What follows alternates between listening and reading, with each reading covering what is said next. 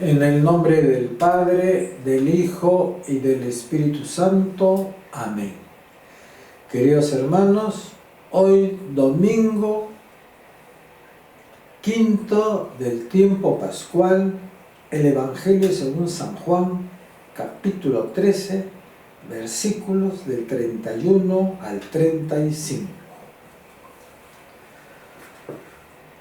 Cuando Judas salió del cenáculo, Jesús dijo: ahora es glorificado el Hijo del Hombre, y Dios es glorificado en él. Por lo tanto, Dios lo va a introducir en su propia gloria y lo glorificará muy pronto. Hijos míos, yo estaré con ustedes por muy poco tiempo. Me buscarán, y como ya le dije a los judíos, ahora se lo digo a ustedes: donde yo voy, ustedes no pueden venir. Les doy un mandamiento nuevo: que se amen los unos a los otros. Ustedes deben amarse unos a otros como yo los he amado. En esto reconocerán todos que son mis discípulos, el que se aman unos a otros. Palabra del Señor. Queridos hermanos,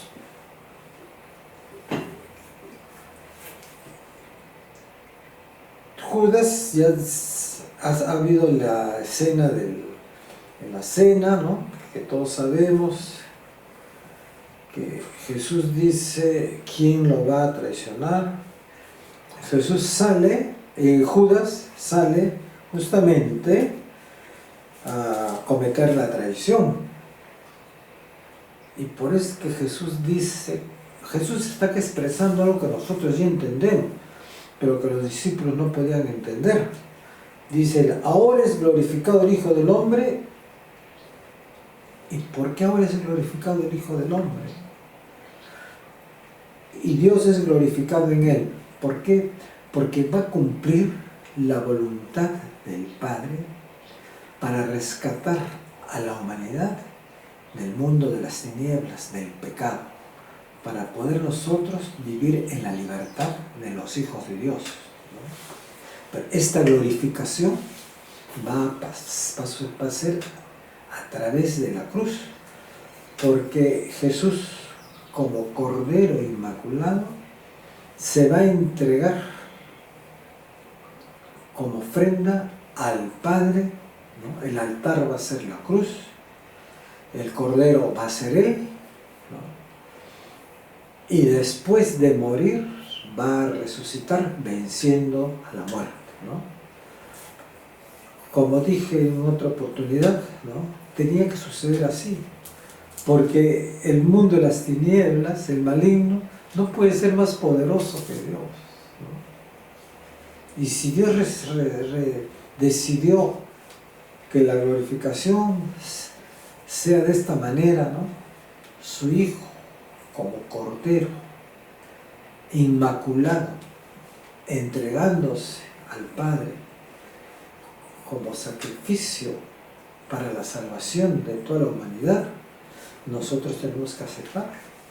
No vayamos a cometer el error que cometió Pedro, cuando Jesús le dijo que va a pasar la pasión, y Pedro dijo: no lo vamos a aceptar. Entonces Jesús le dijo: apártate de mí, Satanás, estás pensando como los hombres y no como Dios, ¿no? Si Jesús ha sido glorificado, tenemos que pensar como Dios, como piensa Jesús, como Él nos ha enseñado a pensar, ¿no? Además, acá hay otro detalle. Dice: ahora es glorificado el Hijo del Hombre y Dios es glorificado en él. Por lo tanto, Dios lo va a introducir en su propia gloria y lo glorificará muy pronto, ¿no? Aquí nos está hablando Jesús de la unidad que hay en las personas que hay en la Trinidad, ¿no? Dios Padre, Dios Hijo, Dios Espíritu Santo. 3 personas, un solo Dios. Y continúa diciendo más abajo: les doy un mandamiento nuevo, que se amen los unos a los otros. Ustedes deben amarse unos a otros como yo los he amado, ¿no? Que se amen unos a otros. Pero ¿qué tipo de amor va a ser el de unos a otros? ¿El amor que brota de mí? No puede ser. Ahora, ¿por qué no puede ser? Por una razón muy simple y sencilla. Porque hemos sido creados a imagen y semejanza de Dios, que es la perfección. Por lo tanto, nosotros no somos perfectos. Y si no somos perfectos, no podemos hacer actos perfectos. Porque no hay perfección en nosotros. Y por eso es que necesitamos amarnos unos a otros. Les doy un mandamiento nuevo: que se amen los unos a los otros. Deben amarse como yo los he amado, ¿no? Entonces, ese como yo los he amado nos implica tener todos un conocimiento de Dios. Y como no tenemos ese conocimiento de Dios, y porque queremos resolver las cosas, ¿no?, a nuestro criterio, porque somos seres pensantes, y creemos que como seres pensantes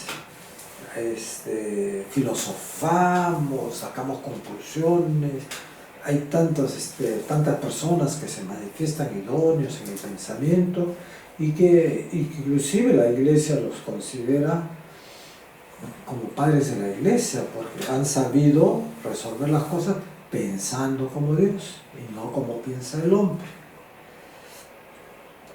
Si todos pensaríamos como Dios y nos amásemos unos al otro, no habría injusticia en este mundo, pues. Porque cada persona respondería frente al prójimo en función de lo que ha recibido de Dios, porque todo viene de Dios. Entonces, el que ha tenido la capacidad, que Dios le ha dado la capacidad para ser gerente de una empresa, ese tiene que responder a esa responsabilidad que le ha dado Dios. A otros le da la capacidad para ser trabajadores. Frente a Dios no hay diferencia de ¿cómo se llama?, de distinción. Para Dios todos somos iguales, solo que se necesita que haya que se realicen diferentes actividades, ¿no?, para que pueda funcionar la creación, ¿no? Pero todos tenemos la misma dignidad. Esa era la palabra que no la encontraba en mi pensamiento, ¿no? Todos tenemos la misma dignidad.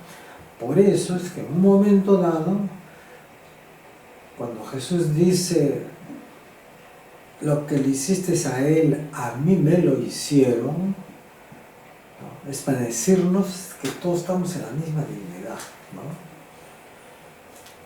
Porque para todos somos hijos de Dios. Unos por creación, todos por creación, y unos como nosotros, que por el bautismo hemos sido elevados a la dignidad de los hijos de Dios. Entonces, les doy un mandamiento nuevo: que se amen los unos a los otros. Ustedes deben amarse unos a otros como yo los he amado, hermano. Esto tenemos que meternos bien en la cabeza, sobre todo los políticos. Todos aquellos que se consideran líderes tienen que saber que el ser líder es un servicio. El ser líder no quiere decir que es una autoridad al servicio de tu propio interés, de tus propios de tu propio grupo. No, es un servicio a los demás. En la política, el Santo Padre dice que la política es la caridad más grande, Porque el político tiene que ver por el bien común, por los más necesitados, por los más pobres. Así fue Jesús también, él siempre hablaba de los más pobres, los más necesitados, ¿no? Cuando era atacado decía, los letrados, los fariseos lo atacaban a Jesús porque no les convenía, porque Jesús hablaba de la bondad y de la caridad para la gente más necesitada, ¿no?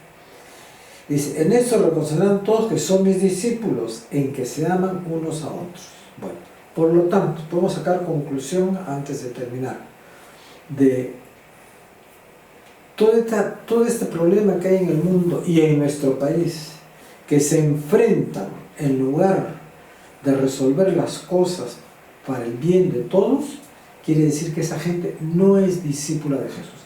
Así se diga cristiano, así vaya a misa, así dé su limosna, no son discípulos del Señor, porque no son sus ovejas, como hemos visto el otro día, ¿no? Mis ovejas conocen mi voz y yo las conozco a ellas. El Señor los bendiga, los proteja y los cuide de todo mal. Amén.